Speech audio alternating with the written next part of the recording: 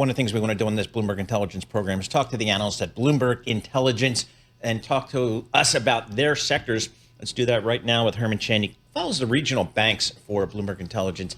I was going to say, it's never good when you see him in studio because it always, something is going to be blowing up in regionals wrong. when like you see Herman. Otherwise, when we ignore Herman, it's like, everything is fine. Economy's Everything great. is good.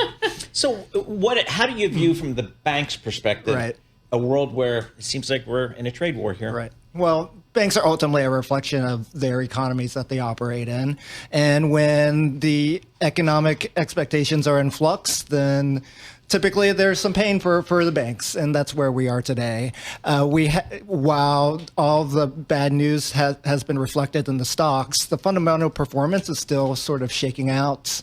I would say that we're coming up on first quarter results in the next couple weeks. And so we'll get a better picture of guidance changes, performance going forward. But right now, we're still waiting to see where the shoe's going to drop in terms of loan growth, credit quality, et cetera. And that's my question, because I understand the big banks getting hit in part because the capital markets are just going to freeze up. Like, forget IPOs, M&As, we're going to put that on the side. Okay, that kind of makes sense. But the regional banks may not have the same kind of exposure, right? In the real economy, the hard data is still fine. Right. So were you surprised at the extent to which your sector got hit?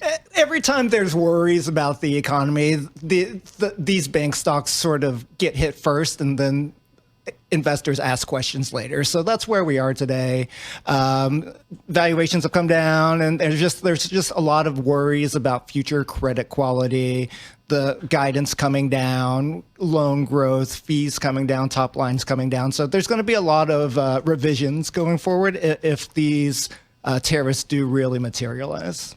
So I guess one of the things we're hearing, and we've heard it, all years we were building up to this tariff date. Now it's just kind of reflected in the financial markets. It's just, I just don't feel like doing anything. If I'm a CEO, I don't want to buy a company. Right. Totally. If I'm a consumer, I don't want to make that big expenditure for the washing machine or the car or whatever. And that means I probably don't need growth capital. Right. So if I'm a bank, I'm probably not writing too many loans these days. Exactly. And that's actually been happening over the past few years, given the uncertainty with interest rates first and then regulation under the Biden administration. There was just a lot of demand that was just on the sidelines, and you've seen that reflected in loan growth for the industry. It really hasn't moved a lot over the past couple of years, and the expectations heading into this year was that Donald Trump and the administration was really going to unleash more activity from deregulation, but now the trade spat and just the chaos that's happening over the past couple of days, everything's really continues to be on the sidelines. So I'm thinking any kind of like regional M&A that we've all been expecting for the last couple of years, that's not going to happen. Or the banks, right? Right, exactly. There has been some news that the Discover Capital One deal could be pushed through with the DOJ giving the green light to that. So now we're waiting on the Fed and other bank regulators to weigh in. So that could be a good litmus test going forward, but still there's a lot of uncertainty involved. When you see an economy slow down like it appears the U.S. economy is doing, where's the first place you see it from a regional bank? Is it credit quality? Is it slowing loan growth? Where do you see it first? Yeah, well, it's going to be slowing loan growth, and it's going to be sort of the delinquencies, right? So these 30-day past due metrics, 90-day past due metrics. So those will start trickling in. And then there's other early warning signs for credit quality that the banks talk about. There's some, in bank parlance, it's called criticized loans. So loans that may not be past due yet, but the bank knows that there's some problems with the borrower or the project, so they'll flag it as a potential problem. So those are sort of the metrics that we look out for every reporting season. Which banks in your coverage are pretty well set up to manage this kind of environment right now? Yeah, I think the market is telling you something. We just put up something on MRR looking at the 5-day performance of the KBW index, and it shows the trust banks like Bank of New York Mellon, Northern Trust holding up fairly well. M&T and PNC are the ones in my regional bank coverage that are holding up fairly well.